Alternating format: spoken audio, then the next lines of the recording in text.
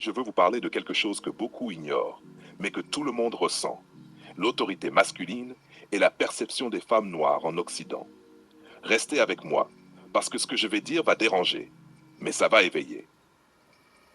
L'homme africain, un chef de famille en mission.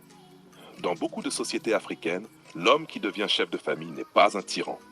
Non, il a grandi pour porter le poids de sa lignée, protéger sa famille, transmettre des valeurs et prendre des décisions difficiles. Il est pilier, guide, médiateur, pourvoyeur. Chaque geste qu'il fait est réfléchi pour garantir la survie et l'équilibre de sa famille. Imaginez un instant un homme qui doit nourrir 10 personnes, gérer les conflits, préserver les traditions et en même temps être juste avec chacun. Ça demande force et intelligence. Et ça forge le chef. La perception occidentale. Choc et incompréhension. Maintenant, placez ce même homme dans un contexte occidental. Une femme noire, élevée dans un monde où la liberté individuelle prime, où le dialogue est roi, va voir cette autorité et dire « il est tyran, dictateur ». Pourquoi? Parce qu'elle ne perçoit pas la nuance. Pour lui, il ne domine pas pour dominer, il protège pour construire. Elle a grandi dans un monde où l'on discute tout, où l'on vote, où chaque voix compte. Pour elle, la hiérarchie traditionnelle est une cage. C'est ici que naît le malentendu. Entre l'homme en mission, celui qui veut construire un héritage, et la femme libre, qui exige respect et autonomie.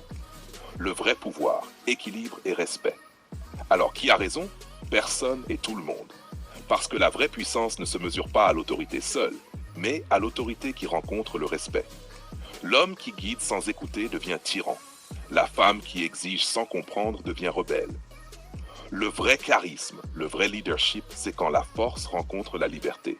C'est quand la tradition dialogue avec la modernité. Exemple concret.